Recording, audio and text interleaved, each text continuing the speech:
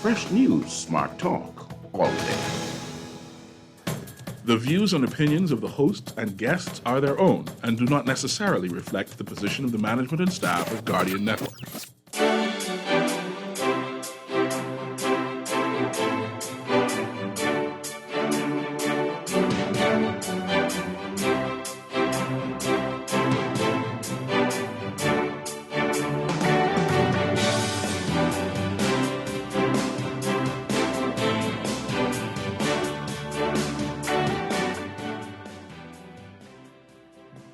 Good afternoon, ladies and gentlemen, and welcome to the Political Review. My name is Quincy Parker. I'm your host, and it is my absolute pleasure to be with you today.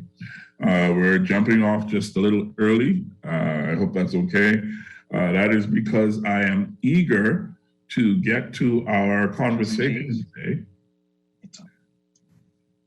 And is everything all right, Mr. Producer? Heard a little background chatter there.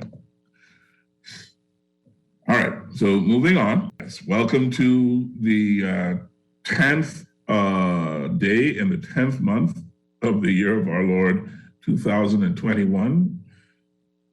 Who could imagine that time would be flying by so quickly? Some 3 weeks ago, there was a general election. That general election led to a change in the government from the Hubert Minnis-led Free National Movement to the Philip Brave Davis-led Progressive Liberal Party. It is, as they said in the campaign, a new day. And just some days ago, the Davis administration laid out its legislative agenda in the traditional speech from the throne. Now, that speech was, by my reckoning, quite ambitious. There's a phrase that is used in sports commentary that's come to sort of be adopted around the pundit universe. And that phrase is go big or go home. And having read through the speech a couple of times, I think it is very clear in terms of a legislative agenda. The Davis administration has indeed decided to go big or go home. Now, there are some obvious criticisms of the speech, and we'll get to that in due time. But I'm really pleased to have with us today to give us the benefit of experience, a former insider's point of view. We have a former cabinet minister, both a junior and a substantive minister, and someone who was the representative for the Seabreeze constituency, and someone who was rumored, if the lists that are floating around, even though Chester says those lists are fake, there's a lot of people who think those are maybe preliminary, maybe a board chairman. We're pleased to welcome back to the Political Review after a long absence, the Honorable, I'm still going to give her the epithet, Hope C.V. Strawn. Hope Strawn, welcome back to the Political Review. Good afternoon, Quincy, and good afternoon to your listening audience. And it's actually C.V. Hope. I have some really 10-barrel names in front of the Hope. But I was called Hope from the very first day, so I stick with Hope, and everybody knows me by Hope. Yes, and I hope you can forgive me for getting the order wrong. You're forgiven. Thank you, dear. Thank you so much. So before we dive into specifics, Hope, I want to sort of emphasize that you've been in the position of carrying responsibility on both the state minister and substantive minister level for carrying out parts of this legislative agenda under the Christie administration. That's correct. So the first question I have for you, aside from the speech, like I say, is what is that responsibility like? What does that do to a person? Well, first of all, I want to first of all congratulate the new Prime Minister and the new government. They came in with a huge mandate from the Bahamian people. They indicated and they promised us a new day. And I'm really excited. And I know that the majority of the Bahamian people are excited to see what will be produced over the course of the next 4 to 5 years. And I say 4 to 5 years because the productive years of most governments is the first 4 years of their time in office. The 5th year is usually dedicated to campaigning for another term. So they have to get to work immediately, Quincy. They have to get to work immediately. And we see that we have quite a large contingent of, I guess, what you would call new people or novices to the frontline politics. We have, new ministers who have for the first time been elected to office. And the responsibility is quite huge. The ministerial responsibility, that faces you when you get into a particular ministry and you know that you have a mandate to carry out. I know for sure that, Mr. Christie, in terms of determining the ministers at the time that I was elected to the Seabreeze constituency and was given the opportunity to be a junior minister under Minister Glenys Hannah Martin. And I do thank God for having Minister Hannah Martin to provide some guidance because, to sort of hit the ground running and to make sure that you're able to accomplish the goals and the mandates of a particular ministry, you have to, first of all, know the workings of government, which is very, very different from, the private sector. And up to that point, I was in the private sector for all of my adult working life. And so when I went into the ministry under Minister Hannah Martin, it was, to a certain extent, under her guidance and her tutelage. She was certainly my mentor, and she's been my mentor throughout my adult life in terms of politics. And I thank God that she was there. Now, that's not to say that, if you are given a substantive post as a minister from the very beginning, that's not to say that you wouldn't have guidance, because in every ministry, you have the permanent secretaries who are there to help to, first of all, administer the ministry, the day-to-day workings of the ministry. They are responsible for ensuring that the government's policies and mandates are going to be carried out by way of the staff and preparation of papers for cabinet, ensuring that, all of the nuts and bolts that needs to be done to work towards a cabinet paper are carried out. And so, they're going to have guidance, they're going to have assistance, but it's always good to have a mentor. And I thank God for having had Glenys during the very first ministerial post. So within the 2 years after my appointment to the Ministry of Transport and Aviation as the Minister of State, Mr. Christie saw and placed enough confidence in me to give me a substantive post as Minister of Financial Services. That was after Minister Ryan Pinder resigned, and there was a need to fill that post. And then, of course, the portfolio of local government was later added to my portfolio. And so, it was a learning process, but it was, very rewarding. And it is always really great to know that you're serving the Bahamian public. And so you also have your duties in your constituency that you have to really pay attention to. So all in all, Quincy, it was a huge responsibility, but is one that I welcomed. It was one that I saw. This is one that I prayed for, and God granted me my wish. But I also know that sometimes, God has other plans for you as well. And so that is why I'm out of the arena.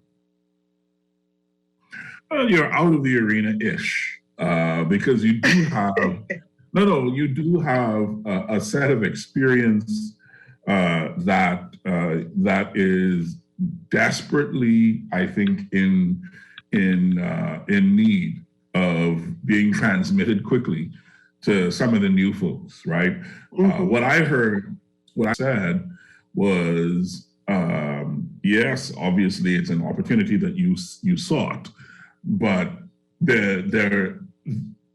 I keep feeling that the word pressure is kind of floating around out there, even though you didn't say it. But I guess I want to ask directly: did you feel a heavy sense of pressure after the speech from the throne when you were handed your marching orders to say, "All right, well, this is the agenda. Let's go get this done"? I think pressure may be a bit of a word that may be a little too enormous for what I saw. I saw it as a great sense of responsibility, and I have to say that throughout the time that I was in Parliament, I think that even though I recognized that the government had an agenda, transport, first of all, as well as for the Ministry of Financial Services. For me, the greatest responsibility that I felt was the responsibility towards the community of the Seabreeze constituency, and that was a sort of a daily thing, where and I often tell people now that it was a situation where you wake up every morning and you think to yourself, now what can I do for my constituents today? What can I do to accomplish? What can I accomplish to make their lives a little bit better? And the thing about it was, we the country has been in a bit of a financial sort of crisis for a long time. We came out of the financial crisis, economic crisis around the 2008s, and we've been sort of like just lumbering along, trying to see how we can pull ourselves out of those differences. And so, we started on the trend, quite some time ago, where we had, persons being laid off jobs. We have, huge numbers in unemployment.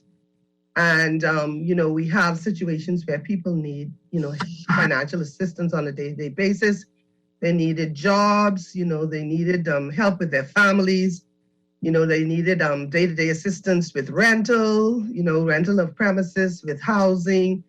And those responsibilities, generally, if you are paying attention to your constituency, they are responsibilities which you are going to greet on a day-to-day basis. So for me, even though I saw the government's mandates in terms of what they wanted to accomplish on a macro level, on a micro level in terms of the constituency, I think that the sense of responsibility was even greater. You have hit, I guess you started to answer my next question. The word I wrote in my notes for the show is antagonism with a question mark. Do you think there is an antagonism between your duties as a member of Parliament and your responsibilities as a cabinet minister?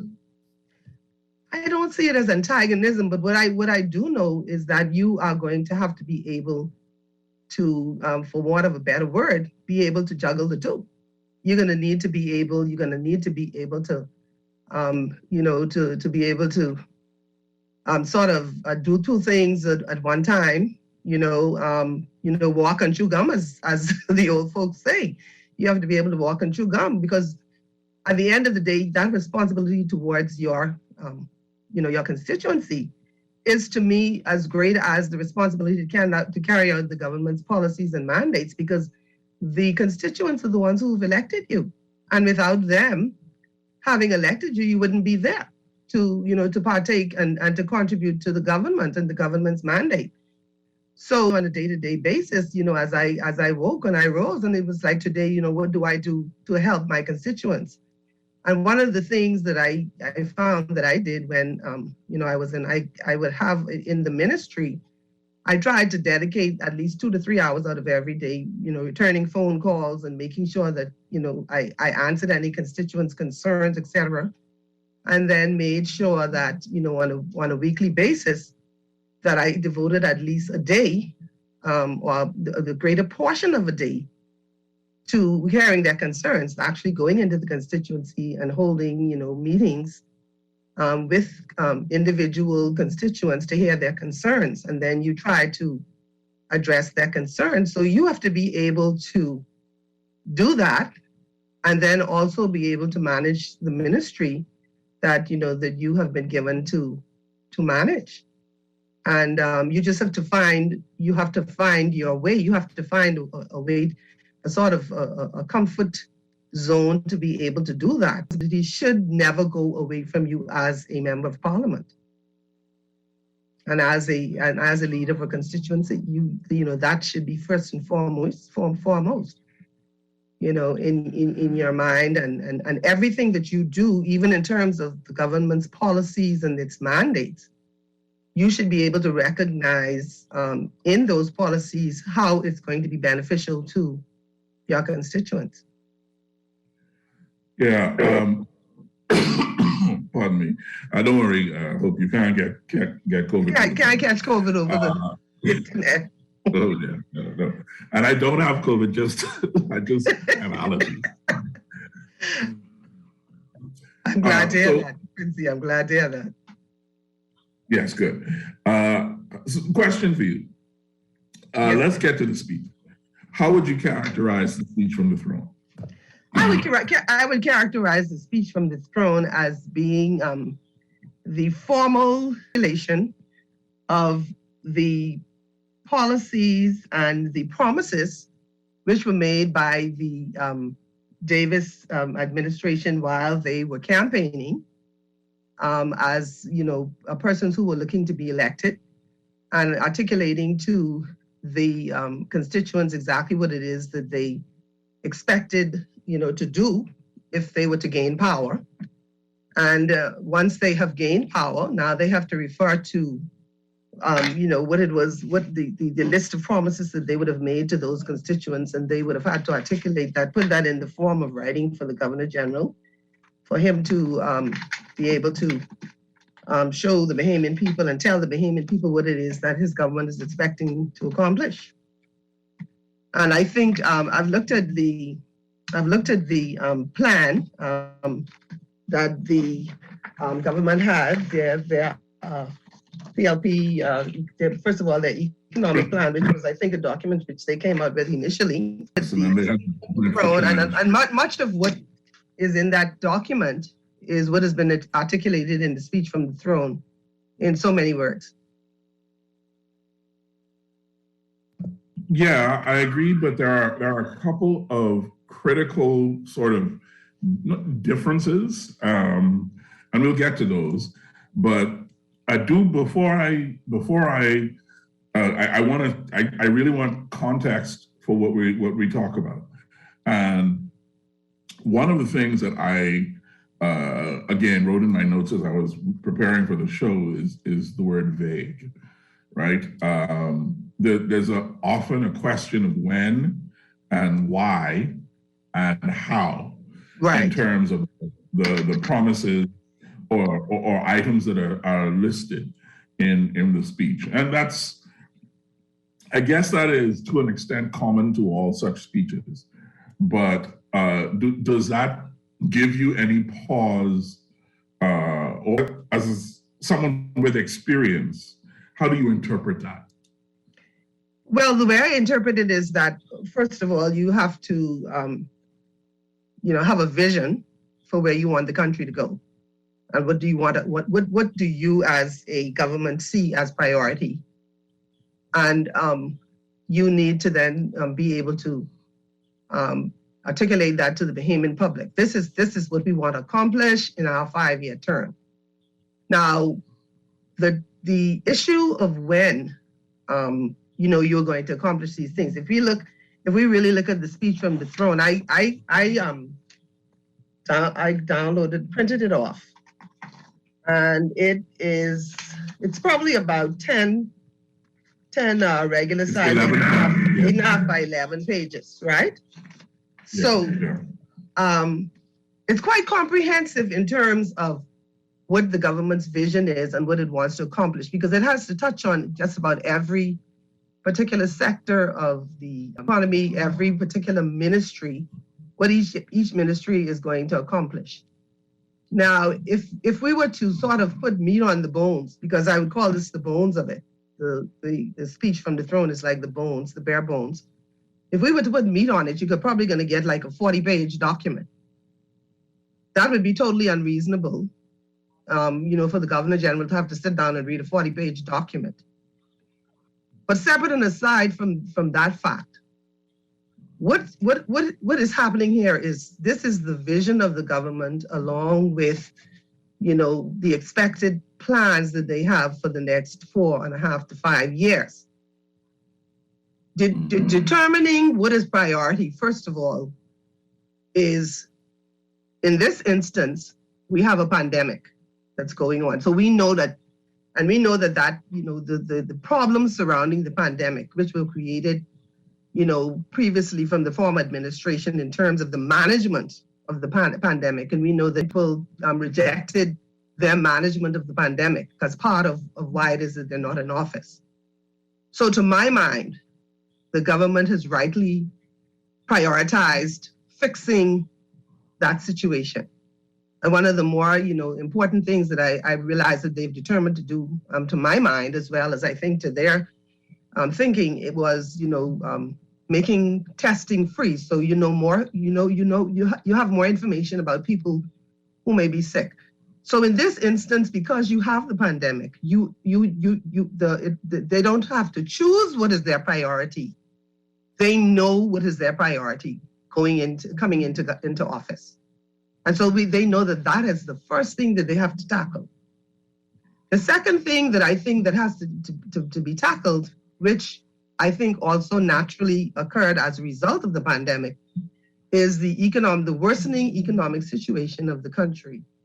Because of the sort of draconian measures were taken as a result of the pandemic, businesses and the closing of the economy, and the prevention of travel and all of those various things which usually stimulates our economy. So here it is again. The priority has been set for the government that didn't really have a choice. Those are the very, very two priorities. When it comes to all of the other matters which are discussed in the speech from the throne, what I believe is the rationale for some of the vagueness of it and just sort of putting down that this is what we plan to do, A, B, C, and they didn't give you any timelines as to when they'll accomplish it, is because you have to now go and look at exactly the state of your economy. You have to make a determination, once you've looked at the state of the economy and setting aside those other two priorities, what next do you have to do in order to try to bring your economy back to some level where you can survive, where you can put danger economically, even not only nationally, but also internationally, in terms of, being able to access credit and all of those various things. You have to now actually look at what is in the purse, what is in the for want of a better phrase, which Bahamians like to use this phrase, cookie jar. What is in the cookie jar for us to be able to know what next we can do? For instance, we know that Abaco needs to be rebuilt. We know that there are people in Abaco who are without homes. We know that the government is going to have to help to get them back in homes and houses. We know that the government is going to have to help that economy, because that economy was the large part of the overall Bahamian economy. And when they were devastated, we lost, a large portion of our economy. And so we know now that, Abaco has to be rebuilt. Then we have Grand Bahama that has been suffering for so many years, as a result of various hurricanes. And then finally, the last hurricane brought havoc on their economy as well. And so we know that is a huge priority. Okay, so here we have now 4 things that we know are on the the top of the list in terms of what needs to be done. But then you also have all of the other issues on the other islands that, the Ragged Island has not recovered from the hurricane, and the devastation that was wrought on that island. Those people are still waiting for relief. And so it's almost like the government's priorities are almost set. Because we have to look at the whole Bahamas. We can't just look at what's happening in New Providence. We have to look at the whole Bahamas, and we have to now try to see how we can build our economy around, taking advantage of what the family islands have to offer, and trying to build them and bring them up to the place where they can now play a greater role in our economic future. So it's almost as though the government has for them, that's been made for them. But nevertheless, they still have to now go and see where they're going to find the finances to deal with all of these various things.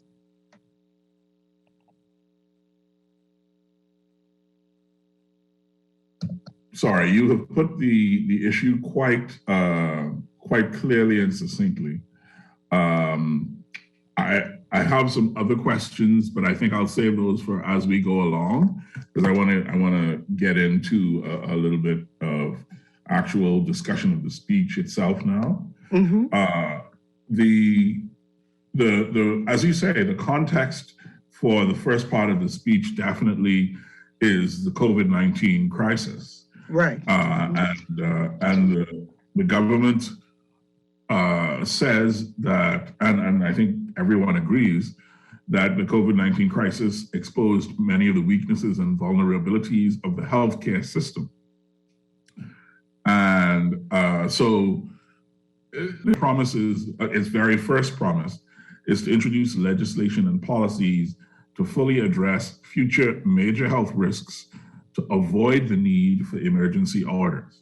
Yeah. Now, I know that I agree with you that it would have been a 40-page document if you put some meat on the bones.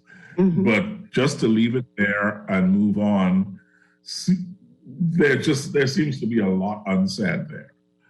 But I'll leave that there for now.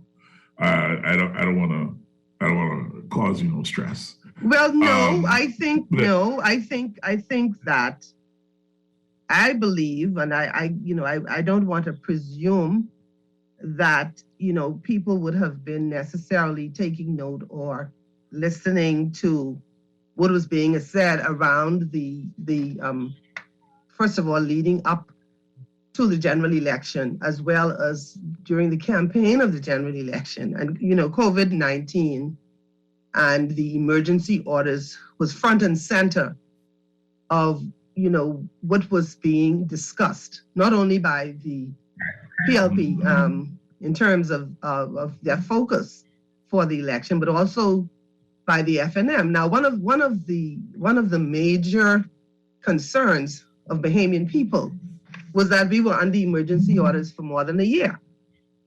Okay, and the emergency orders allowed the government to just at will sort of dictate, what you almost did from day to day in terms of, you didn't know what to expect on any day. Sometimes you were under curfew until 9 o'clock. Some night times it was 10 o'clock. Sometimes, I found myself on many occasions just sometimes asking people, what's the curfew? What is curfew now?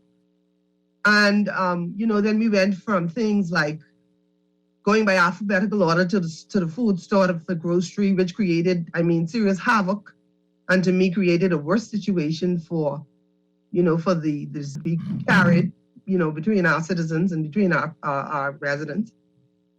We went through things like, having an emergency order where the Prime Minister, within this, told us overnight, tomorrow I'm beginning a lockdown. Now, luckily, through some protests and, some people basically, kicking up a fuss about it, he sort of went back on that edict.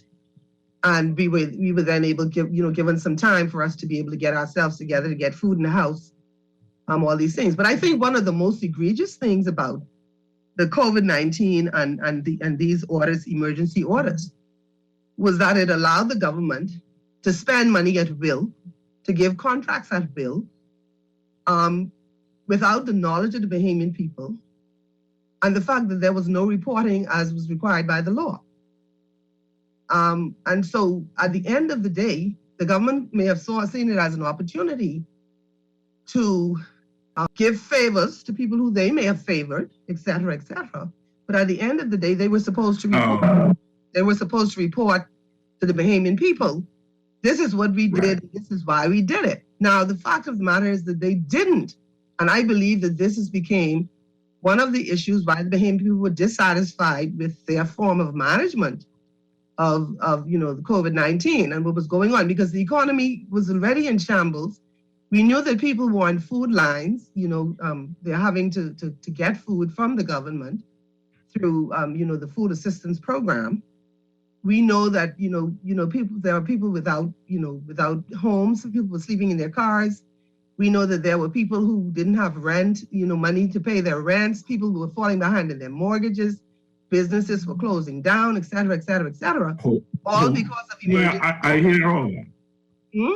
I hear that. I hear that, and I let you go on for a while. I don't think the space here is to relitigate the abuse of the emergency orders. Right, but what I was trying to my get question to was that is why the introduction of the legislation is necessary. Yeah, and I have no.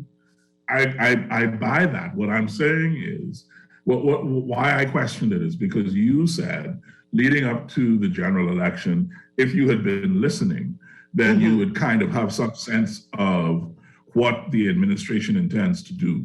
But all I was trying to say, and I maintain this, is that leading up to the election, all the PLP did was criticize emergency orders. There was not the only thing that they talked about was we wouldn't do emergency orders, or we would do something different with the curfew or whatever the case may be.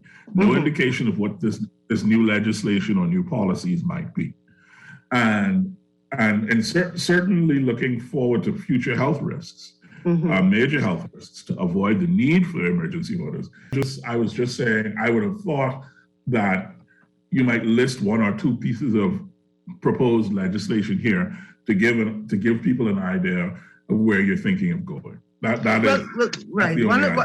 One of the in looking at the speech, right, and I think to more or less assist with what they call future major health risks. One of the major things for Bahamians in terms of health risks is the need for to be able to afford catastrophic health care. And if you move down into let's see, that's 1, 2, practically you put like 4 paragraphs down from the initial iteration of the COVID-19 crisis, weaknesses and vulnerabilities to the healthcare system. I think that helps to answer, some of what the legislation that needs to be put in place. Because I can tell you this, if it is the government is able to not only put the legislation in place, but to actually put a system in place where people can, be insured for catastrophic health care, that would not only assist in terms of the recovery from the ravages of the COVID-19, but that will certainly help the Bahamas moving forward. But if you remember, the catastrophic healthcare insurance was initially discussed in the National Health Insurance Scheme under the Quincy administration. It was, be fair, Hope. Pardon? Be fair. The catastrophic health insurance was the Ingram administration's answer to NHI. Well, okay, if it was, and I'm not going to dispute that because, I don't have the factual circumstances right in front of me, but I'm not going to dispute that. But let's say for the sake of argument that the National Health Insurance, in terms of a comprehensive plan introduced by the Quincy administration, And part and parcel of that plan was the catastrophic healthcare insurance. And I say that not to say that I'm knocking any particular administration, et cetera, but what I'm saying is, I think for a lot of Bahamians, that would be a major, accomplishment, and also be a major enhancement for us in our healthcare system. Because remember now, with COVID-19, you had this element of that disease where it affected persons who had these pre-existing conditions. These conditions that Bahamians are plagued with, like the diabetes and the, high blood pressure and all the other and all those kinds of things. And then of course, we have a high rate of cancer in this country for whatever reason, especially with women in the breast cancer situation. And so to my mind, and then, you have these really intensive kinds of care and treatment, and they need surgeries and operations and all of that. And for the most part, they're unable to afford them.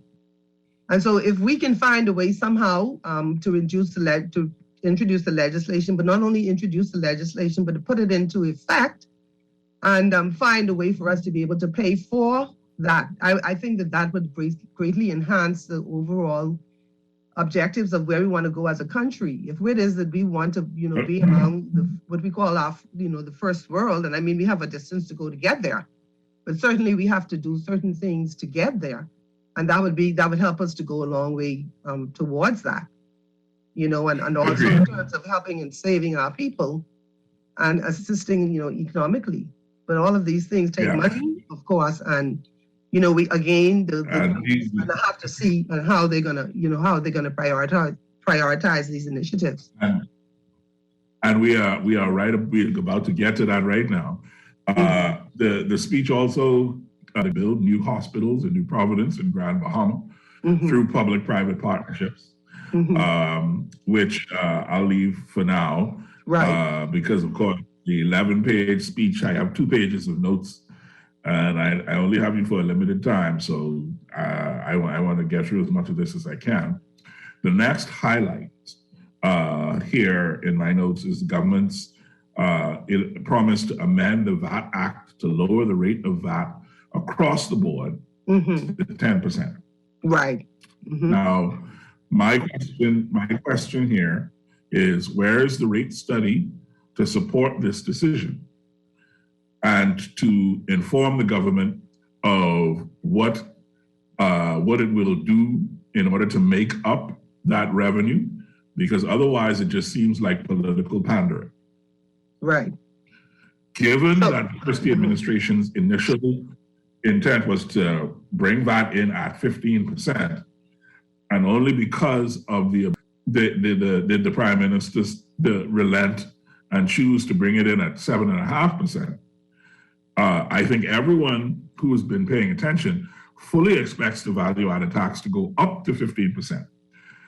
But to see that it is now to be reduced to 10%, I would like to see the research and the study that says that this move is not going to damage government revenue, particularly as the value-added tax has suddenly become, since its introduction, the main source of government revenue. But the thing about that is, Quincy, I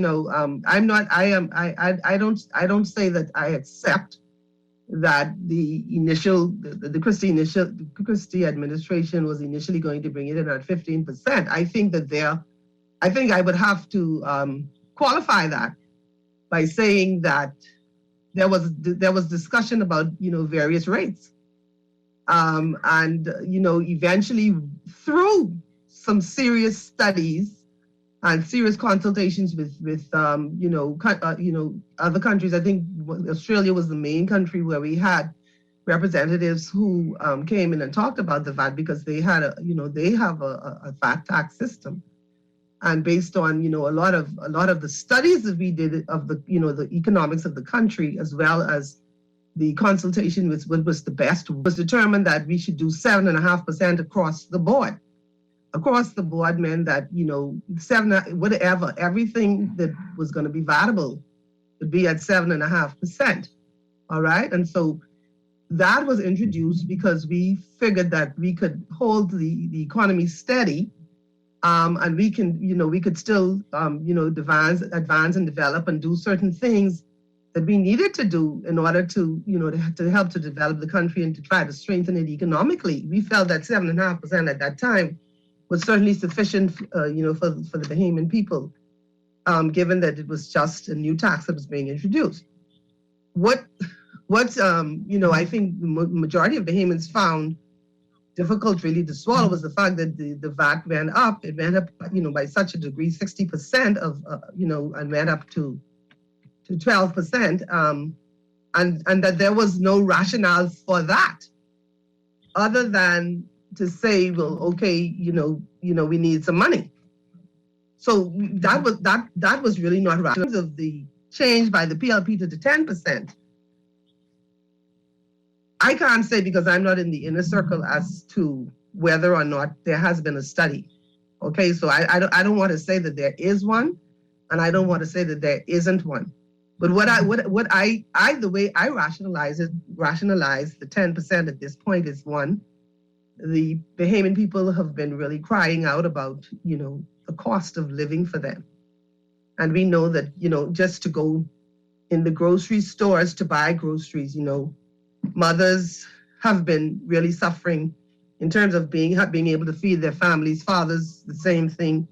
It's just been really, really difficult. And I think, again, COVID made it that much more serious for most people. So to me, it is a form of sort of giving immediate relief to people in a way that it's tangible, a way that they can feel that there's some change. Remember now, the PLP's platform is that it's a new day, and it's a day that they feel that Bahamian people want to actually feel their government working for them.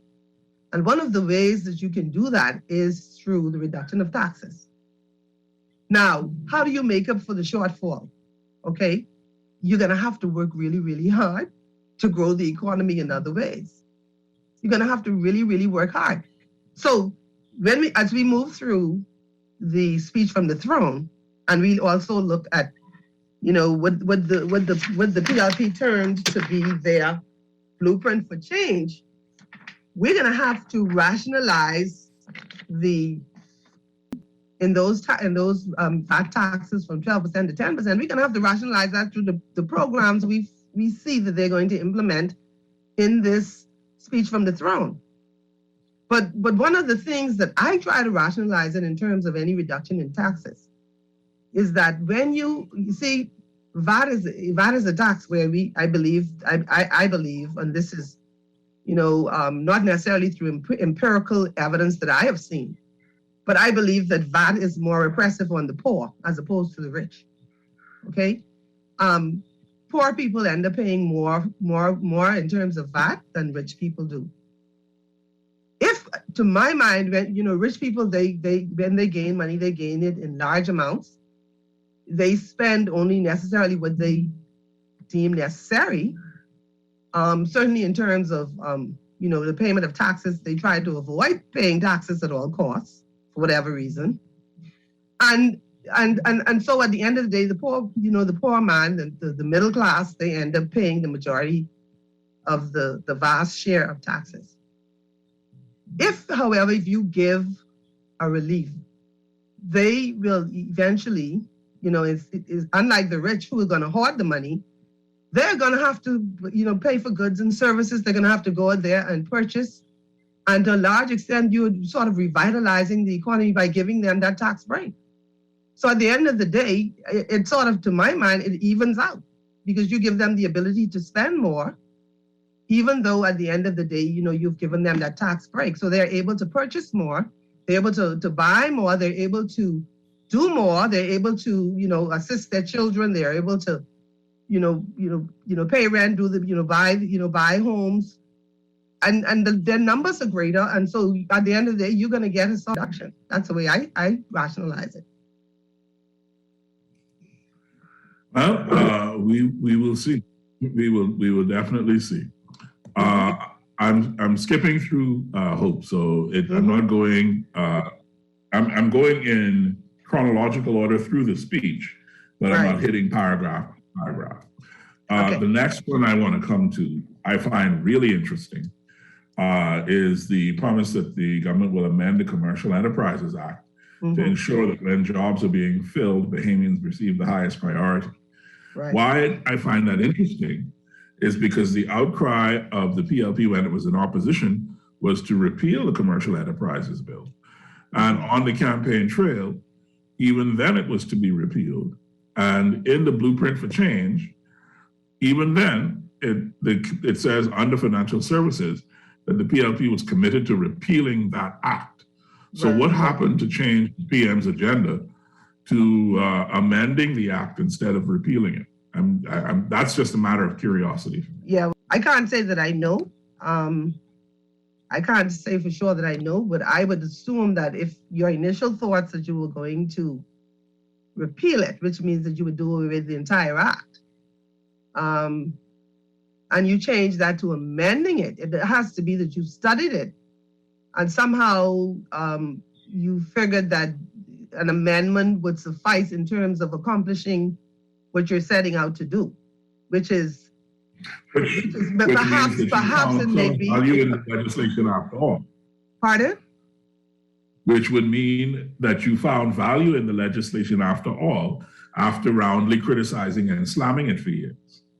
Yeah, because what I'm saying is maybe in terms of looking at it, you sort of look at it initially, and I have to say that the Commercial Enterprise Act is an act that I haven't seen or I haven't heard, any indication from the previous government as to how successful that act was, whether or not it really did encourage, foreign people to come into the country and work, without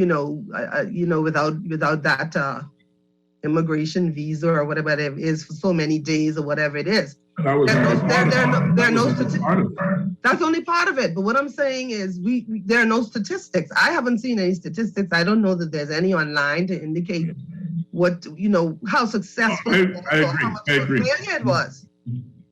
And so I'm having to assume that if Prime Minister Davis, Mr. Chester Cooper, who was a large part of, the economic plan and also the economic planning committee of the Progressive Liberal Party, if it is determined that they needed only to amend it in order to afford that Bahamian people were considered first, to be employed in these industries and in these particular positions that might become available.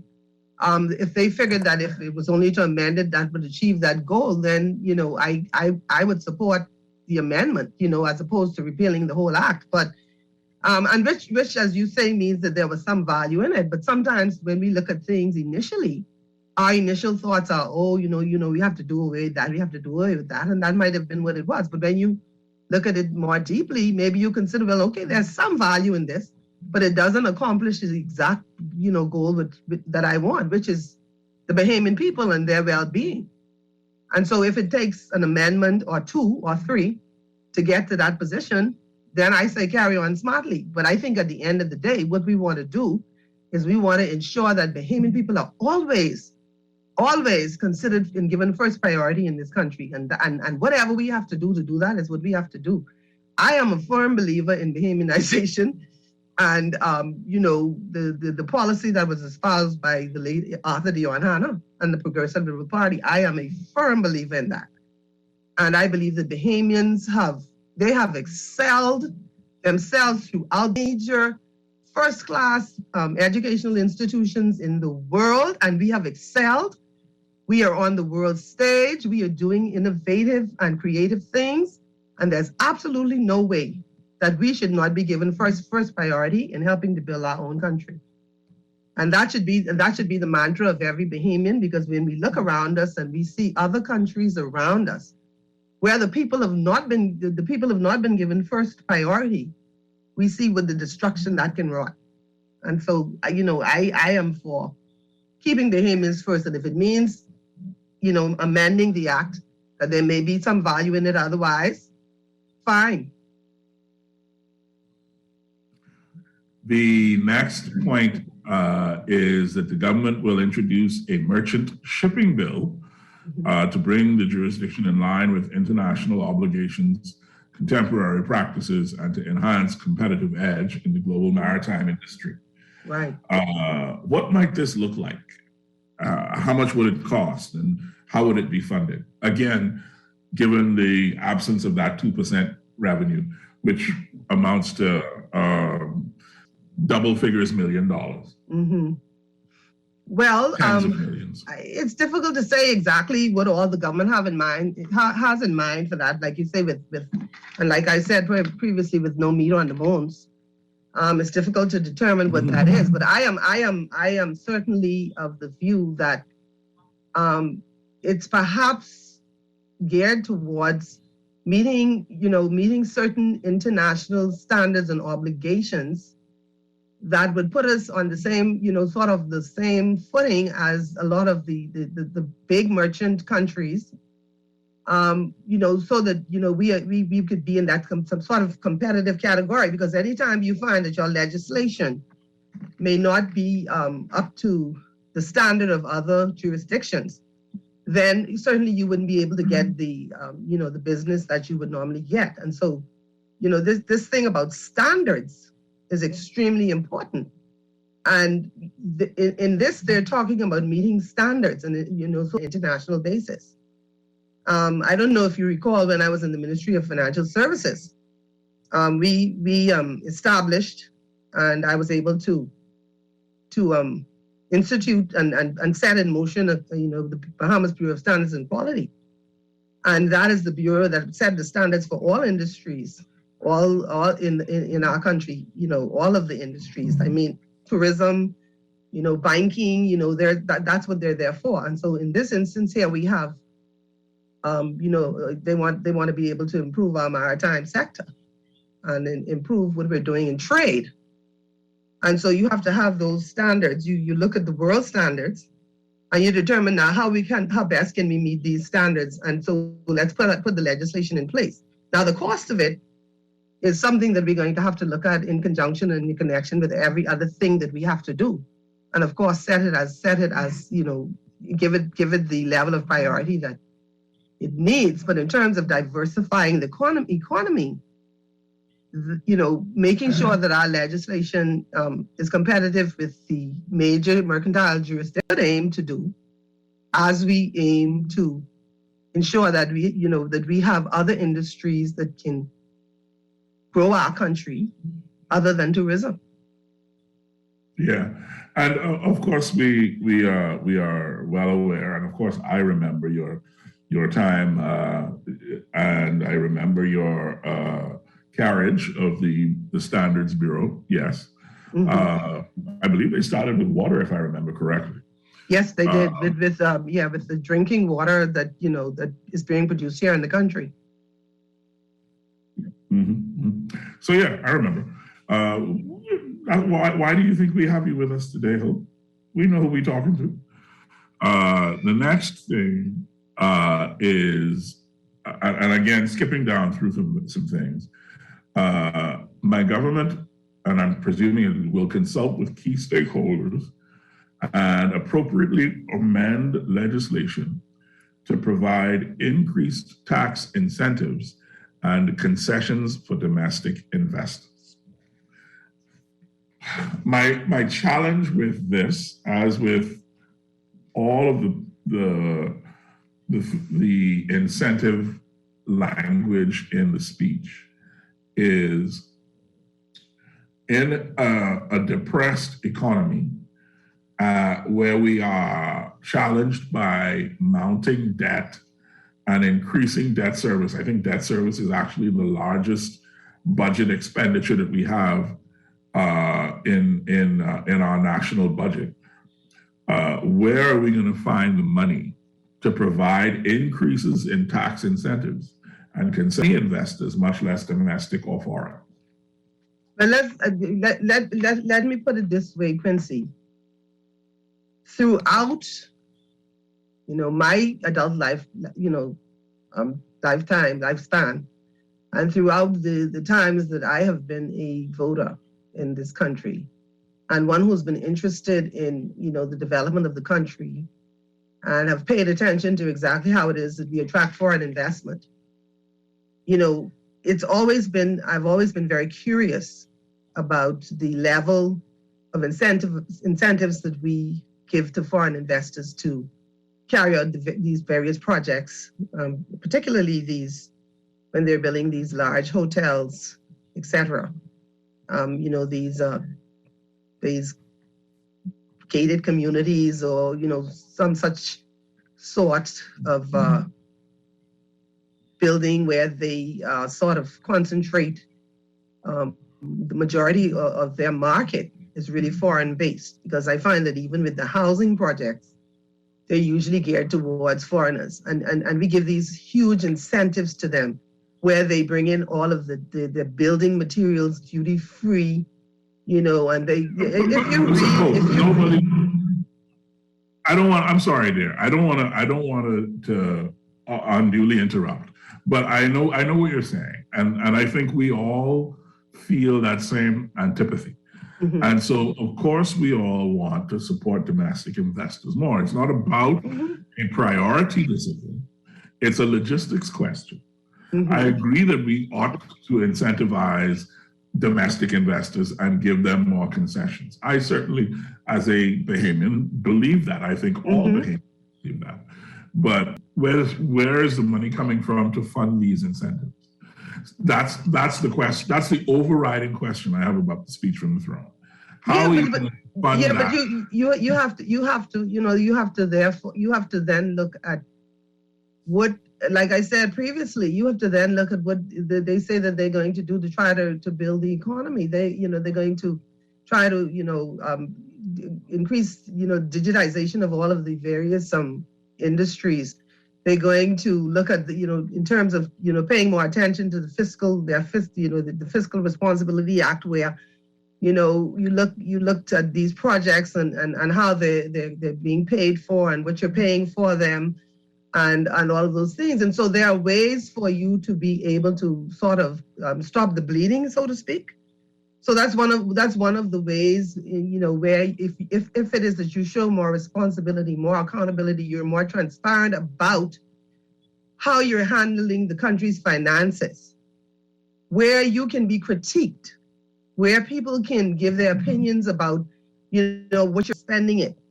And that creates an environment for you to be able to, increase, what it is that you're intaking, from the country. If you're watching your purse, a little bit better, that's going to help you in terms of being able to have a better income. So that's, it has to be, it's not going to be any one thing, because tourism, of course, we know is one of the answers to what our problems, trying to get as many tourists in here, especially the ones that overnight, as possible. More, they cutely call it, getting more beds and heads and for a longer time. We know of that formula. But there's also the formula where we try to tighten our belts about what we're spending. Okay, and so that we, and then on top of that, we tried to grow, these other economies. We have, in the speech from the throne, they talk about, the orange economy, where, you're trying to use your culture in a way that you're actually earning money from it. You're not just using the culture, here in the Bahamas and nationally. You can take it outside of the country to be able to earn something from it. Okay, there's the talk of the natural resources and the fact that we've allowed our natural resources and what could be earned from our natural resources to almost go to nothing. People come into the country, they take whatever they want and they go, and we get nothing for it. You have to tighten your belt as far as that is concerned. Then, there's the talk about building the sovereign wealth fund. Again, that is going to be something that we're going to have to look into, because we do have all of these natural resources which we need to be able to, as a people, and I don't like the word exploit, but that's what we have to do. We can't allow other people to exploit our natural resources and go with it. The other day when the Defense Force caught those fishermen, those foreign fishermen, everybody was amazed and appalled at the volume of seafood that they had in that one boat. And that was just the one boat. And they were headed out of the country to make literally millions of dollars off of our seafood. So again, we have to talk more about how we're going to protect our borders so that people don't come in and rape and rob, what we have and the things that could benefit us.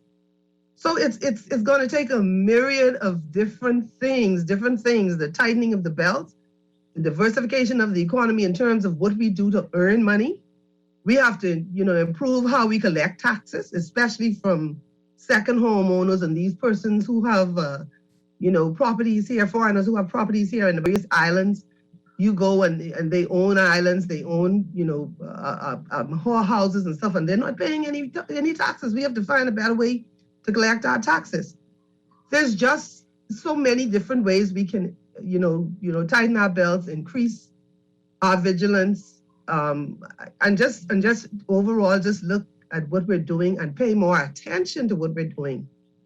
Aside from the fact that we have to study how, these concessions that we have been giving, when these people come in to invest, we have to be able to have a study done and to see how it is that whether or not that really is assisting us in the way that it should.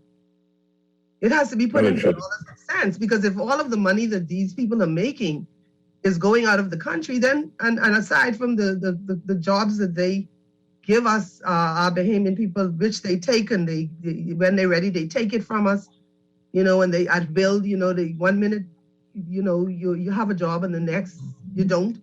And there's no kind of accountability to them for it. These are the things that we have to now find ways to close those gaps and to cut off the bleeding. I think that you are, of course, I think you're right. My question was, well, you answered it. I think tightening the purse strings, tightening your belt, stopping the bleeding in the economy, I think these are all major issues and areas to recover revenue. But the large question that continues to be asked is, where's the new money coming from, right? What we continue to talk about is how to stop the bleed of money that's already circulating in the economy. But the next question has to be, where are we going to get new money from? What are we going to do to create new streams of revenue and new streams of income? Okay, well, I'm sorry, Hope, we got to take a break. I'm sorry, Hope. Okay, We have to take a break. We were due for a break at 5. It's 2 minutes after. So we'll take this break, and when we come back, the great CV Hope Strong will share with us, continue to share with us her views on the speech from the throne, her perspective as somebody who sat in the chair and had to get this stuff done, and had to answer to her constituency and to her prime minister for the work she did. So we'll be right back after this message, and thank you very much for sticking with us.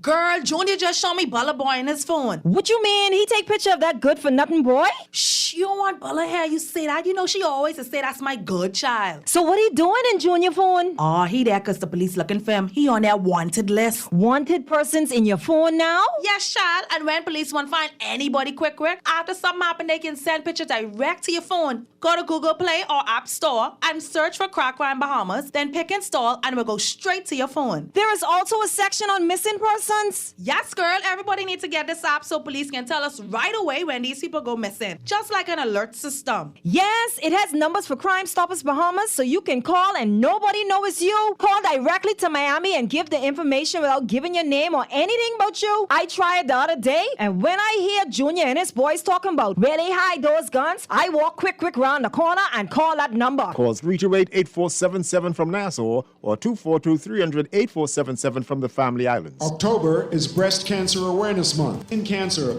breast cancer is the most common cancer in women.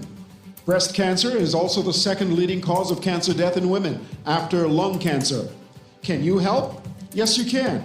You can encourage women to take steps to help lower their risk of developing breast cancer and help find it early. when it might be easier to treat. You can also help connect women facing breast cancer to patient programs and services they might need throughout their treatment. We encourage you to share these messages during Breast Cancer Awareness Month and throughout the year. 2021 has been a powerful reminder that we are all in this together, and our choices and actions have the power to protect the most vulnerable among us in a big way. By working together, we can inspire hope and become a force for good and help create greater awareness during Breast Cancer Awareness Month. To participate in our upcoming supplement, contact Guardian Media's advertising department or your account executive today. COVID-19. Do not panic. Be prepared. If you plan to travel, keep updated on travel advisories from the Ministry of Foreign Affairs.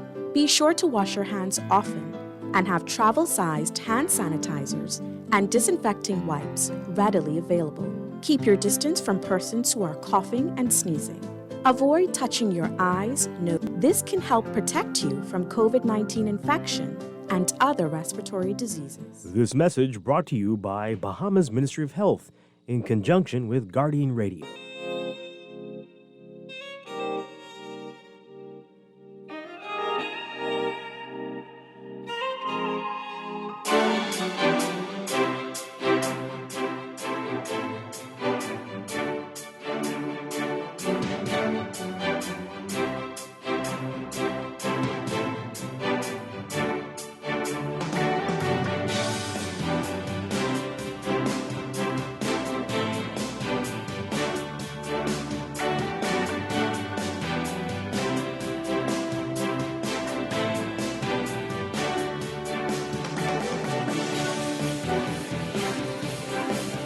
Welcome back, ladies and gentlemen, to the Political Review. My name is Quincy Parker. I am your host, your delighted host on this Sunday afternoon, the 10th of October, 2021. We're having a great discussion with C.V. Hope Strawn about the speech from the throne, the Progressive Liberal Party's legislative agenda, Brave Davis. And that speech has four big priorities kind of woven into it. COVID-19 and dealing with the pandemic, economic recovery countrywide, and a specific focus on particular islands, Abaco, Grand Bahama, and the Family Islands at large. And then a real focus on a social agenda, which I think, of course, is the hallmark of the PLP, and we're gonna get into a couple of those other areas shortly. Riding through with Hope Strawn, she was about to make a statement, I believe, in response to something I said. If you want to finish your thought, Hope. Okay, I kind of, I think your main question at this point, what you were asking about how that's when you sort of like the question, crystallize it down. Yeah, my last question was, we agree. I agree with you 100% that we can tighten the purse strings, that we can stop the leakages, that we can plug all the holes. But that only really deals with money that's already here. Okay. And right. My question was, where is the new money? Okay. Right? Where's the new money going to come from? Yeah. Okay. So what I did was on the break, I tried to just very quickly go to some of the initiatives that I believe will bring money into the economy as in terms of, as opposed to a spending. And we've already talked about the possibility of the increased legislation, the new legislation, the merchant shipping bill, which we believe that we're going to, if we are to implement that, that's going to assist us in terms of, our ship registry, in terms of, what we do in terms of trade, etc. So I believe that will play a part in helping to bring in money into the country. Now we also talked about, and I touched on very briefly, the cultural and the creative economy, trying to develop that more for our artists. But obviously, if we develop it for our artists and they are able to earn money from it, that's money coming into the country through a third source. We have to look at in terms of culture again, we talked about introducing measures to employ Junkanoo culture and the visual performing arts to music, costumes, and arts.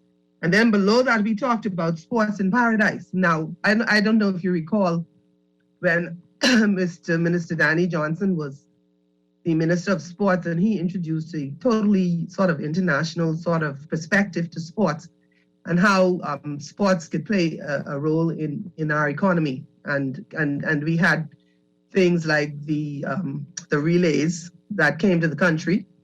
And, suffice it to say that, we had spent money on that particular event, but had we kept it, as part of the Bahamian sort of sporting program, international program, where we were seen as the innovators of that particular program, and we were able to harness that, on a year-to-year basis, or at least every other year, or every 2 or 3 years.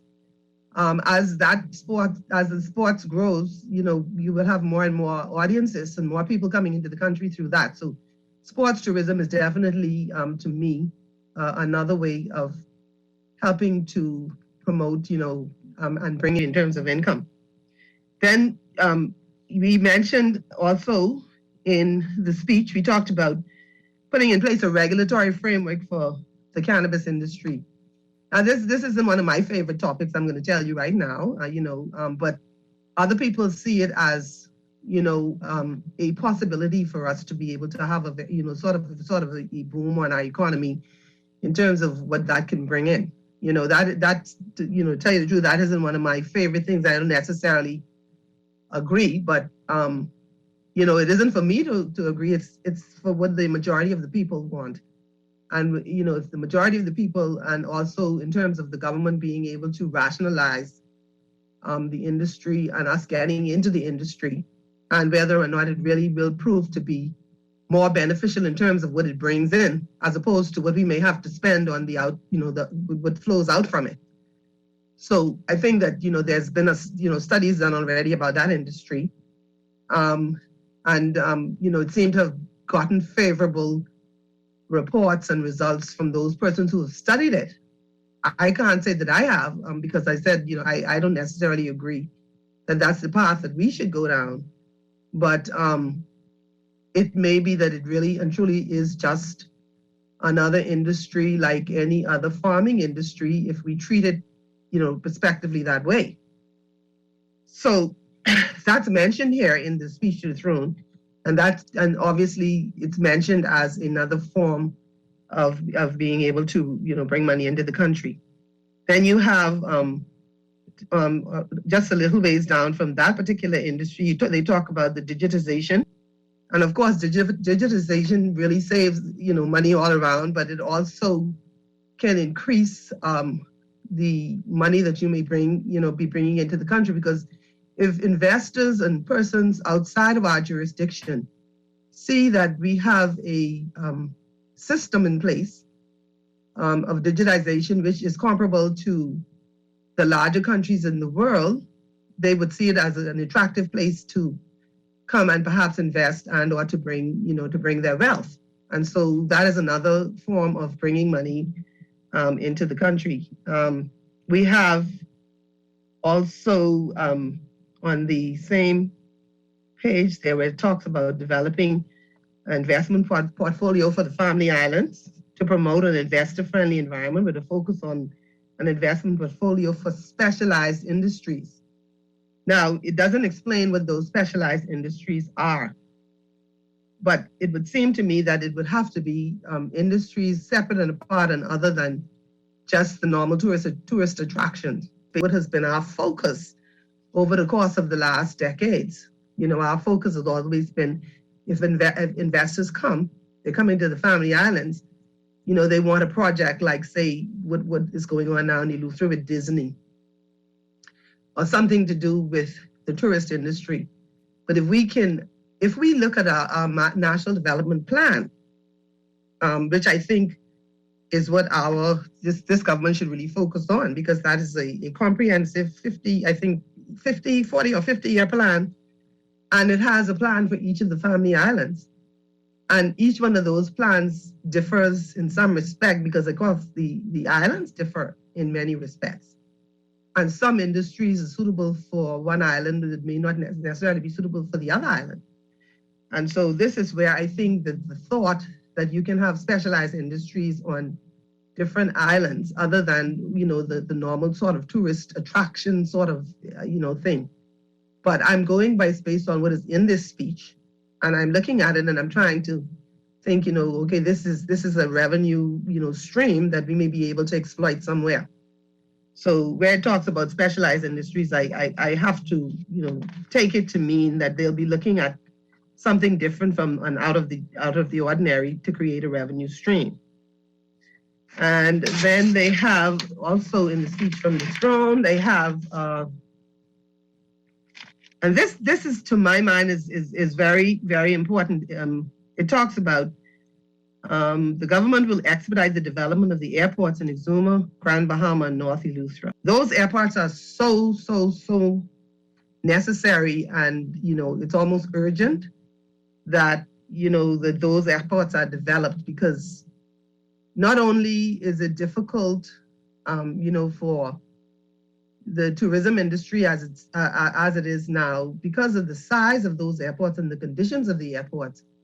I think that the traffic that goes into the airports, from the international destinations, are limited. But if we were to improve those airports, I think that would increase what we can do. But we'll have to spend that money in order to make that money.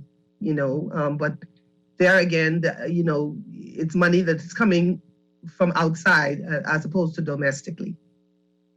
And so that would be another revenue stream. And so, But Hope, you accept that all of the items or avenues that you are citing are ways of leveraging what already exists. I think that in any country, that's what it would be. No matter. Yeah, I'm not necessarily. I'm not saying that that's a. I'm not saying. Hear me out. I'm not saying that that's necessarily a bad thing.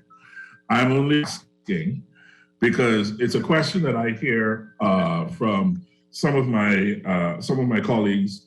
I heard all the time under the Minnis administration the question: where is the new money coming from? Where is the new money coming from? Mm-hmm. And so it is a question that I feel actually has some merit, mm-hmm. right? What is the new thing that Bahamians are going to do that they haven't done before that is going to create a totally new stream of revenue that is not dependent on leveraging tourism to some degree? Well, they continue to talk about in terms of, what they have to build. They keep talking about these public-private partnerships. And I think that that's a way of course, bringing in because more than likely, if you have a major project, say, as we did with the Linden Pending International Airport, that was a major project that required, millions and millions of dollars. And so, they were able to, have a public-private partnership, and money was brought into the country as a result of that. And I think that in terms of even, let's say, the two hospitals, which, the PLP government is promising to build, even in terms of those things that, they're probably going to have to be funded through some foreign source, and you bring in foreign revenue that way. So I mean that you have to build. But that's foreign revenue. It's gonna take building on what we have. There's nothing new under the sun, and chances are, you're not gonna come up with anything brand new that isn't leveraged against something that you already have. But you'll get new money. All right, fair enough. It was just, as I say, it's just a question that I've heard repeatedly, and I just wanted to ask it. Now, Hope, you are and I say this because we have a good relationship. You are a good old-fashioned PLP. Absolutely. Yes. My government will introduce, and this should be comforting to PLP ears. The Davis administration says, my government will introduce legislation to provide for the establishment of an urban renewal authority to improve the quality of life of residents throughout the Bahamas. I admit that I put you in a quandary by challenging your PLP-ness just now, only so that I could ask you about urban renewal, and particularly the need for an urban renewal authority. Because it does seem like it is create an agency to fulfill a function that is already being serviced. And I just think it may be extraneous. What are your thoughts? My thoughts are that basically an authority will cement urban renewal as a fixture in the Bahamian construct. Just as we have, the airport authority, and we have, the maritime authority, and we have the, all of these other authorities which, organize and govern and, provide guidance and provide support and provide and make decisions, under these various, different ministries and different, sorts of programs that the government has. I see urban renewal as something that should last, I don't want to say forever, but I think it should be something that should last, place. And I think it should be taken seriously because it is a hands-on program that deals directly with the citizenry on a day-to-day basis. It provides them with an outlet to be able to, to bring their concerns. And I think that is very, very necessary in our, in our society. It's very necessary, and it also is very, helpful for, the persons who are the leaders in those constituencies and in those areas. And so I see urban renewal as, and then the citizen has concerns about housing, about, food programs, about assistance for their children. They have concerns about school, and you have to be able to go somewhere to address it. And so I see urban renewal as being not only something that the PLP introduced and is sort of almost part and parcel of basically our mantra of, helping the poor and helping all of these people, but I see it as something that is beneficial no matter which government is in power. I believe that the program should be continued, and the only way that you're going to be able to get, some serious attention places if you actually put it in the form of an authority, and you put someone in leadership who can guide and help to create the sort of framework that is necessary for moving it forward and for developing it beyond what it could be. And but don't you think that it is almost automatic? To the extent that just about everything in the country is. To the extent, yeah. And it's unfortunate. Yeah. But when you look at all of the other authorities, it's the same thing. They change, the leadership changes with the government. Every government come in and they put their chairman in place and their boards in place, and usually the chairmans and the boards are all, their supporters, et cetera, and it's tiring almost, but it is what it is. And what we have to do is we have to just, I think that I'm a firm believer that you just have to keep at things, and you have to keep doing it despite the fact that there may be issues and problems with it, and it may not be the ideal situation, but as human beings, we have to just keep trying and trying and trying until we get it right. Yes. About the speech from the throne. This is someone, I mean, you are the sort of the descendant of political royalty in the Bahamas. You yourself played a role in the political arena. Do you worry that we are sort of successive generations raising politics to? When I talk to my friends outside the Bahamas, I tell them bluntly, politics is a religion in the Bahamas, right? We don't play with our politics. Our politics is a religion. I remember having a conversation with I hope he doesn't mind, but I remember having a conversation with C.A. Smith when he was the ambassador in D.C. I was the embassy, and one day we were sitting in the kitchen having a chat, and he talked about going campaigning, and he was recalling campaigning in Long Island for a friend of his, and he walked into the house of somebody who had known him from the time he was a child, and who, the old family friend and acquaintance and whatnot. He walked into the house and he looked over on the wall. There was the picture of Pindling on the wall with a candle underneath the picture.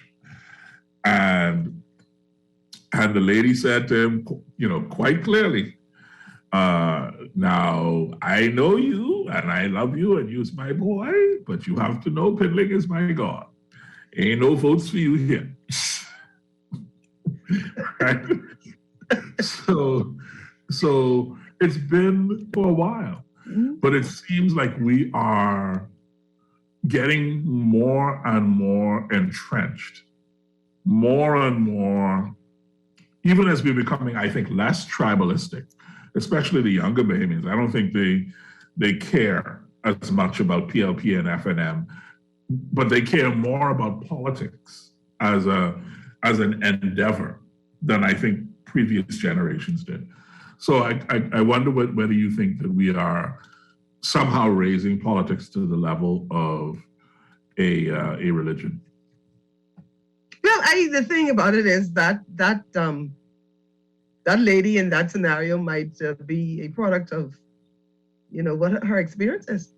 And so, her experiences in life may have been such that, her loyalty to Mr. Pindling and the PLP was such that it came from a position of, perhaps some things. And the fact of the matter is, I think the Progressive Liberal Party, as well as the Free National Movement, those parties both have their followers to the extent who you have that portion of people who, they're never going to change.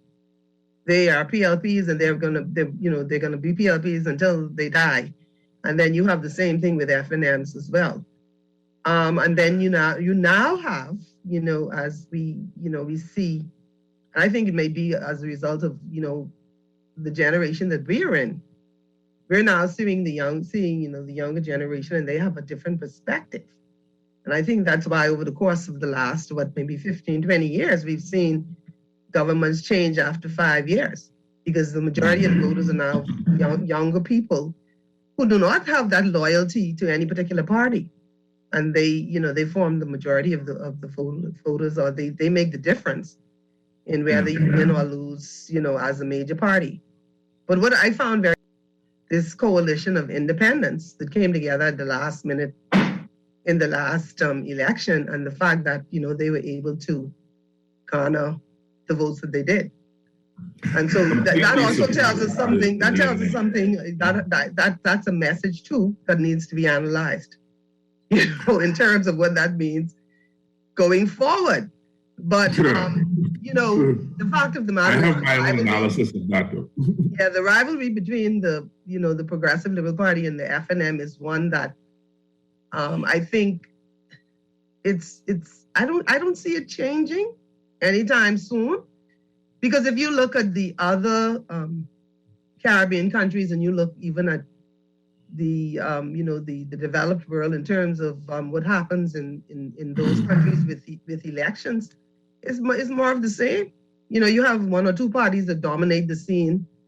In certain European countries where they have the system of proportional representation, I think we here who look at the first past the post system, we'll look at that and say, boy, that may be a better formula for how we should conduct our elections, etc. But I don't think it's necessarily so, because they end up with their fair share amount of problems too. But political tribalism, I don't think that's going anywhere anytime soon. And I think we just have to learn how to sort of govern ourselves maturely in the face of it, because I wouldn't want to see things get to the point of people becoming violent for we pride ourselves on is having peaceful transitions of power. Hope, let me ask you a question. Mm-hmm. How many PLPs do you know who think FNMs are evil? I don't. I know, I'm thinking of one person in particular, but I know a couple of people who genuinely in their bones believe the FNM, that people who support the FNM are evil. And then on the other side, I know a number of FNMs who are convinced that anyone who supports the PLP is corrupt. Mm-hmm. Right? No, one side, I'll say this. Thinks the other is evil, and the other thinks, and one side thinks the other is corrupt. It's hilarious. It's also scary. I actually think, let's put it this way. I know people who think, based on what you're saying, I do. I know people, and they believe that they have good cause to think that way. And, that's their opinion. And, you can't kill them for it. But what I do know is that, in terms of the PLP, I could speak more for the PLP because I've sort of looked at it, because I've always been kind of curious as to why it is that, the PLP has been labeled as being this corrupt sort of party. And no matter what happens, that is being used against us.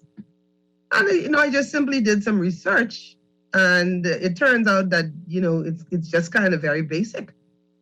During the course of the years when the FNM was used, they were competing and they were losing to the PLP, because Lyndon was in power for 25 years. When they were losing to the PLP, they needed a formula. This is how I sort of condensed what I read. They needed a formula to be able to, win an election over the Progressive Liberal Party. And the PLP was corrupt. It's as simple as that.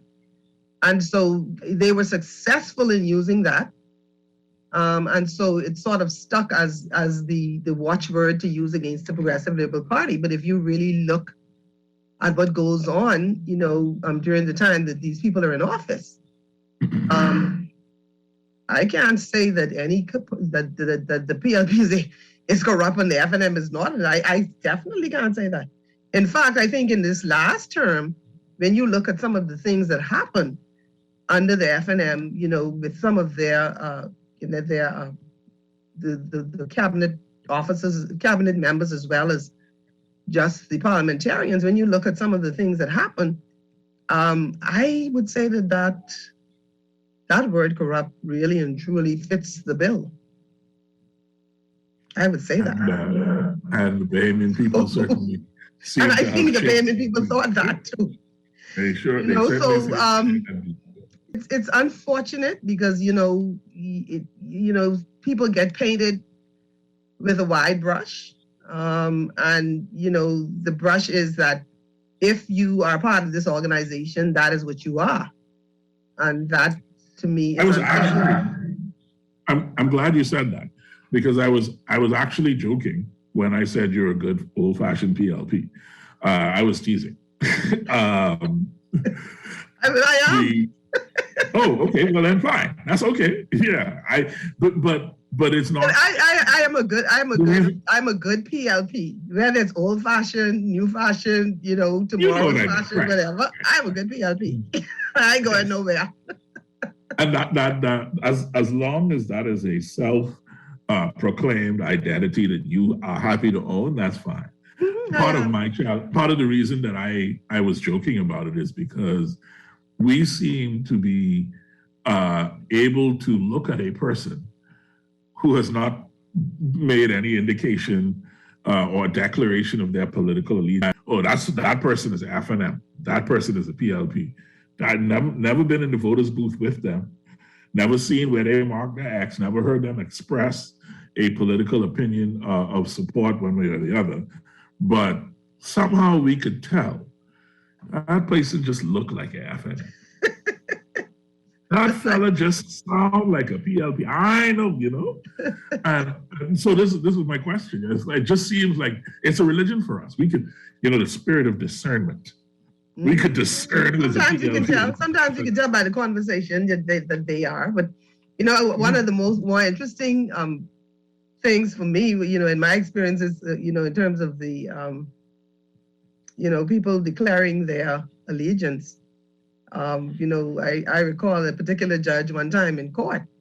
I was involved in a trial, and it wasn't a open court trial. It was the chambers matter, and there was some conversation going back and forth, and the judge said to me, well, Ms. Joanna, I'm a cat carrying FNM.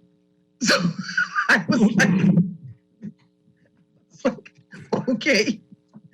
So I think he was acknowledging that he knew that I was the yes.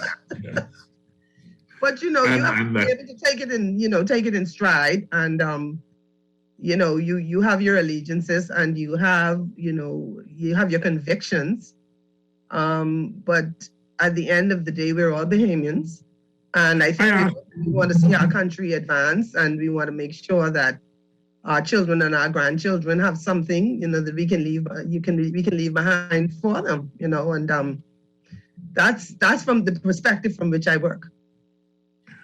I asked Fred Mitchell this last week, the good minister was on to discuss the public service and foreign affairs. And there were a couple of times that he harked back to the Christie administration's accomplishments. And now Fred is a consummate politician. I mean, I think that of all of the people practicing politics in the country right now, I don't think anyone would argue that there's a better politician practicing. I would have to. You would have to search far and to find a better one. I think he is on the level of Ingram and Pindling, and very few others reach that level in my view. Yeah. But you got some seasoning to go, but that's life.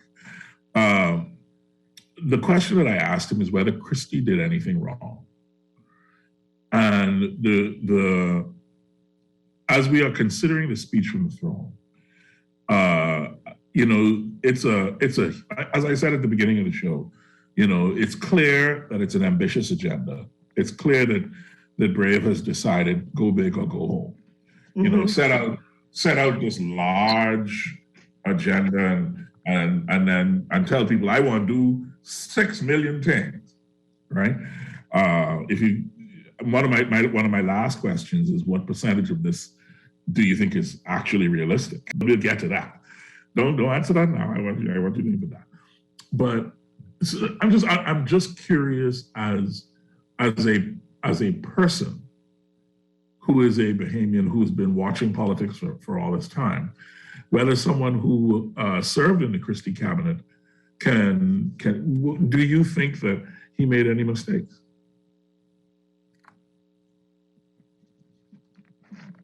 I would say that maybe collectively as a cabinet, because whatever decisions Christie might have made, it was decisions that would have had to come to the cabinet, and we would all had to have agreed on them.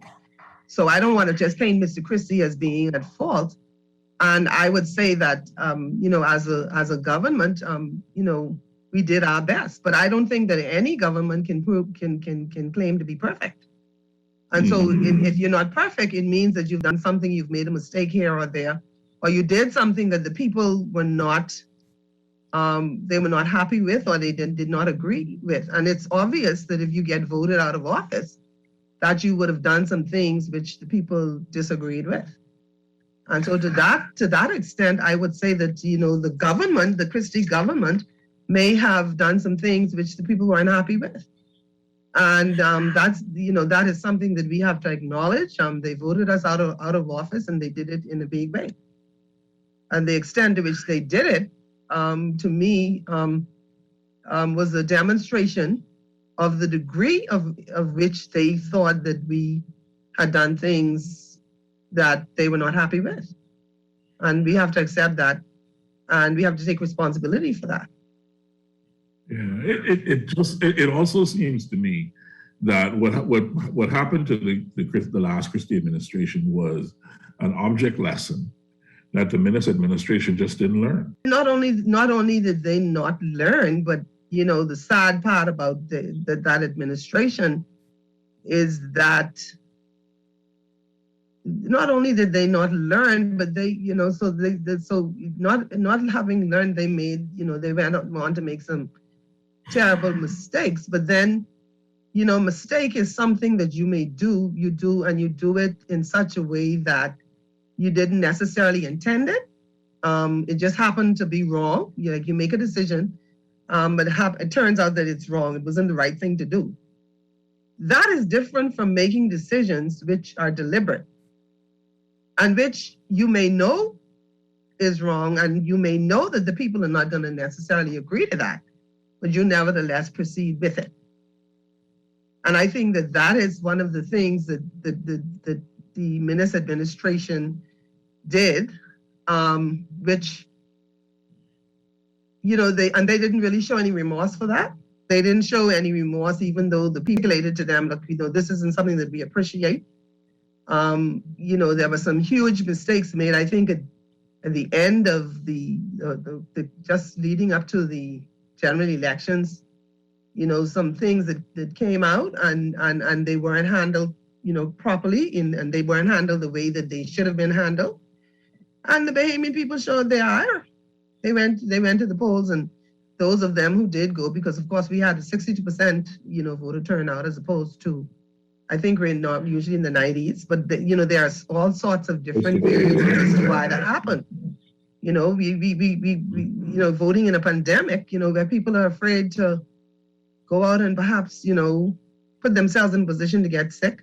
That was an issue. Then you had all of the people from Abaco who didn't get a chance to re-register, who are now, in Nassau, who didn't get a register. Then you had a lot of young people who didn't get a chance to register. And so I'm not surprised that the voter turnout was what it was. But I think, the vote against Minnis was for people to just show them, look, I don't appreciate what you deliberately did. And some of the things were deliberate. Yeah. All right. Okay. See, just the problem, Hope, is that I want to have 3 different conversations with you, and I can't tie them all in one little 2-hour stretch. So I'll go back to the speech where the next thing that I wanted to not necessarily challenge you on, but point out to you to get your comment on is the promise that after the broadest consultation with stakeholders, the Davis administration will seek to reform the electoral process in the Bahamas. Now, that's very specific political language, and it gives them quite a bit of leeway in terms of whether they actually get to electoral reform, because they're going to seek to reform the electoral process after broadest consultation. So, I mean, there's all kinds of caveats and whatnot in there.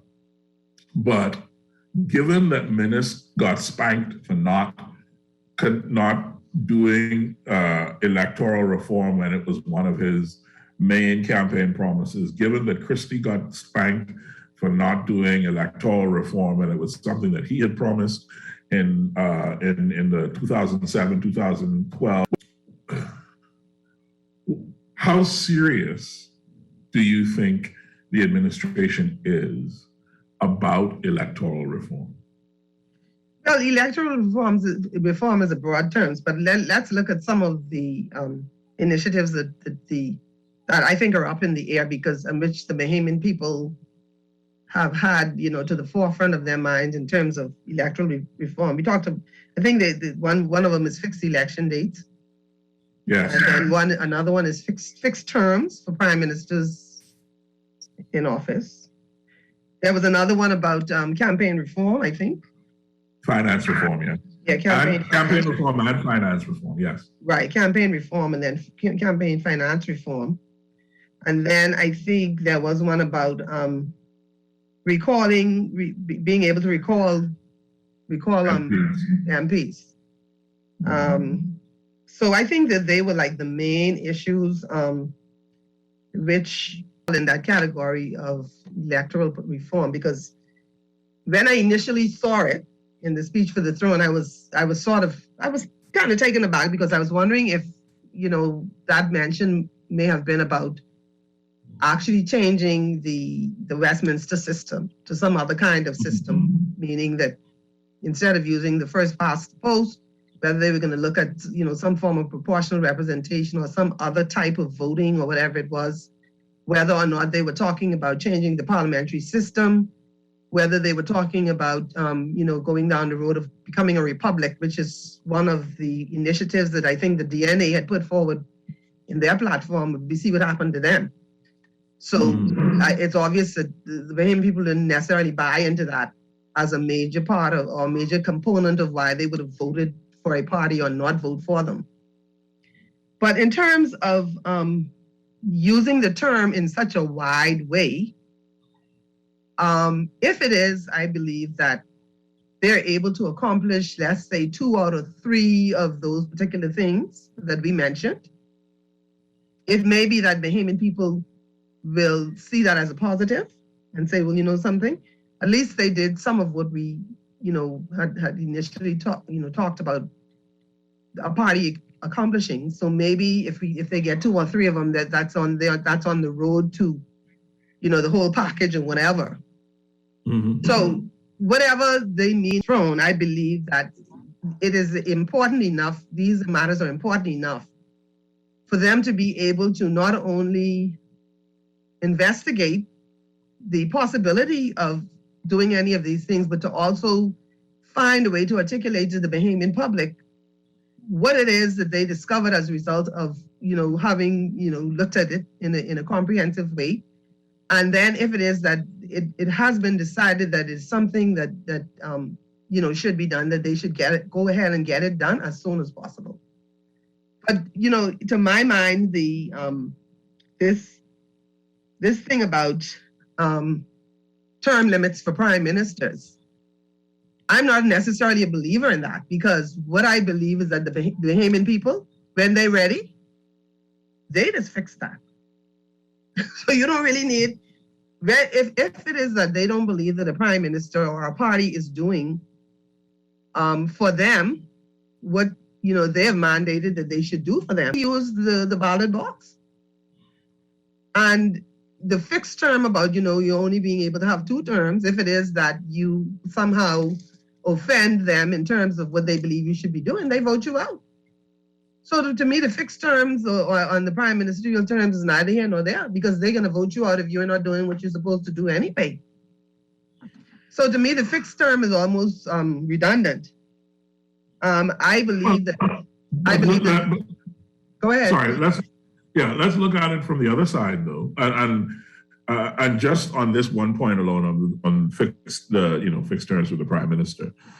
Pindling's example, a 25-year stretch, right? Is you ask anyone, the first 10 years was brilliant. The last 15 years was problematic, right? I don't necessarily agree with that, but I'll let you know.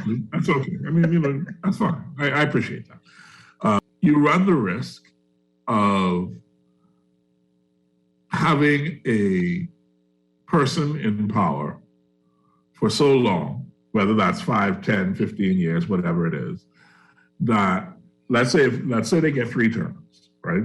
That person is in power for 15 years. They have convinced the Bahamian people for 3 successive elections to support them and to support their vision and to support their agenda, right?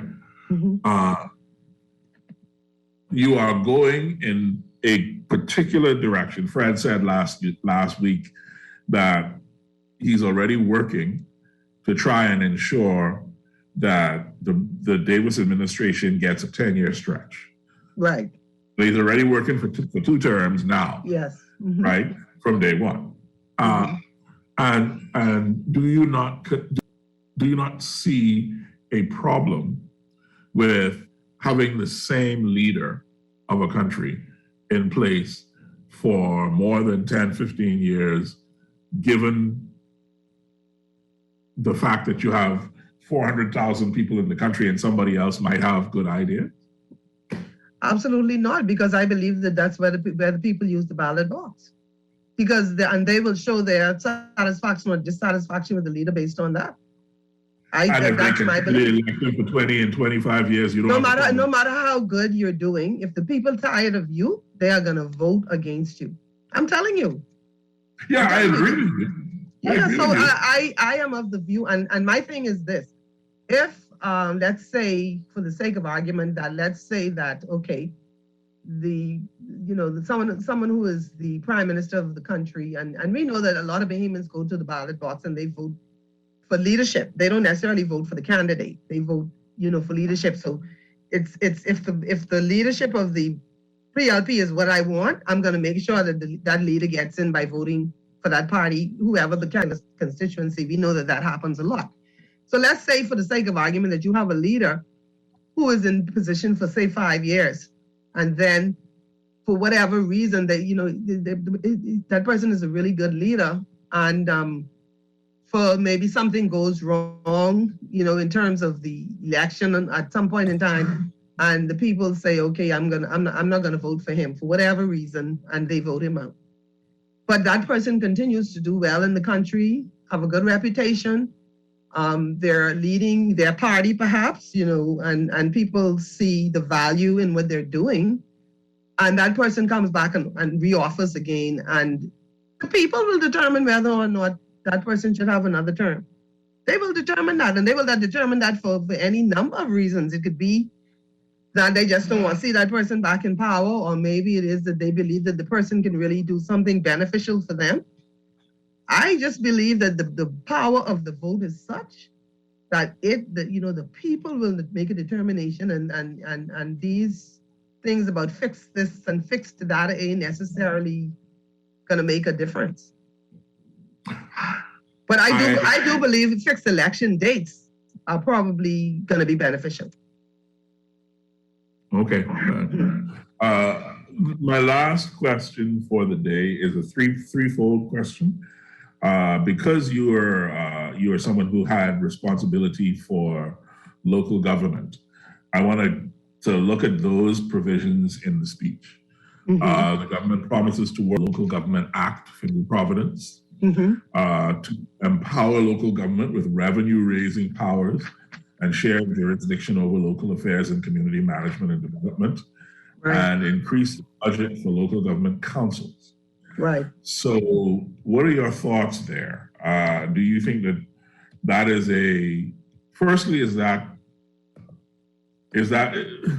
they saying that they're going to introduce local government in New Providence?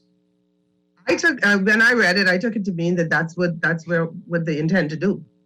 And in order to achieve that, the other initiatives that they have under that heading of what they're going to have to do, they're going to have to, empower, financially empower local governments in order for them to be able to make decisions and to carry out projects, et cetera, for themselves. The present system is such that, the local governments in the Family Islands, they have responsibility only for, keeping the environment clean, basically, and, providing employment. They sort of pay the employees of certain of the government some certain government employees, sort of in the system to do certain things. For instance, the local government may be responsible for the persons who are dealing with the airport and, perhaps keeping the airport clean and those kinds of things.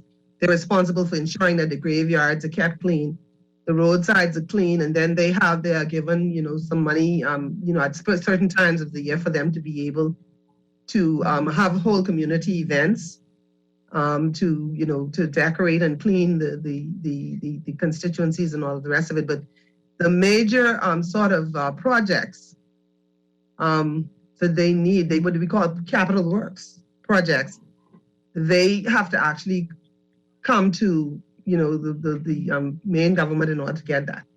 The central government, they have to come to central government for capital works, and that hinders them a lot in their capacity and ability to do what is absolutely needed sometimes in a constituency. Sometimes they have to wait long periods of time, depending on what's in the budgets or what's not in the budget. They have to wait, long periods of time to get capital works monies and all those kinds of things.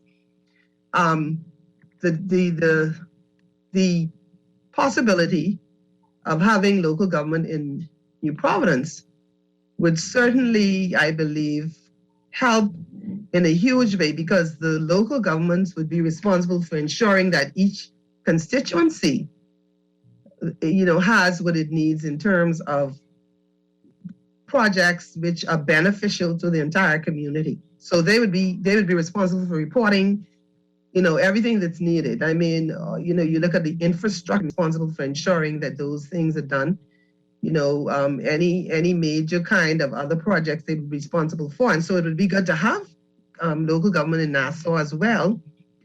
I think the main concern for the government in order of implementing that would be, a budgetary situation, because not only then you have to actually, pay local government, then you have to staff it, and then you have to create the capital for them to be able to manage.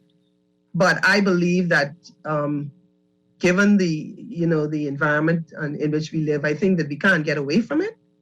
And we need to really work towards it. And so I'm glad to see it in the speech from the throne. And I'm hoping and praying that, we're able to accomplish, if not all of it, a large part of it, and put us on the road. And as Mr. Mitchell say, if it is that we work diligently towards accomplishing these goals, we go step by step and we show our progress and we articulate our progress to the Bahamian people. I believe that will allow, Mr. Davis a second term. But the people are going to. I think that is the critical point of the last, the critical lesson of the last administration. I would argue that they had some marquee accomplishments. There were some things that happened on Minister's watch that were far more impressive than they got credit for. It's not my job to show or preach or talk about how wonderful they were, and I think that's the point. The point is, as a government, they failed miserably to tell their story, and I don't think they had a chance in hell at the polls, really, because they didn't tell people why they should vote for them. Yeah, but not only did they not tell people why they should vote for them, and they did about their accomplishments, the things that they were mandated by law to tell the Bahamian people, they didn't tell them. And I think that was their, the one of the things they're Waterloo. I'm not disputing that. I'm saying to you, and not necessarily to you, but I suppose to the Progressive Liberal Party. Don't make that mistake. Right. As if you do something good, shout it from the hilltops. Yep. Yes, everybody in their cap will talk shit about it. We will absolutely criticize it as much as humanly possible. But at the end of the day, you will have a record on which to run. And hopefully the cycle of voting governments out is something that we can start to change and we can start voting for a government rather than voting against a government. Well, I That's see. something- I think the PLP so far since being voted into office, I think that they're on a good wicket, and I foresee that if they continue on this wicket, they're gonna get that 10 years. You play cricket, eh? No, I don't. But I No. do have faith in You Mr. have faith. Smith and his colleagues. All y'all, you were called in London, weren't you? Yes, I was. Yes, y'all George Brown, UK people, and this cricket foolishness. Anyway, Hope, thank you so much for your time and energy. We really appreciate it. I really appreciate it, and I look forward to having you back again another time. Eh? Glad to be here. Glad to be here. And thanks to your audience, listening audience. Oh, I'm here. Don't worry about that. We'll see you next week, folks. God bless. Thanks. Bye. Great. Okay. Bye.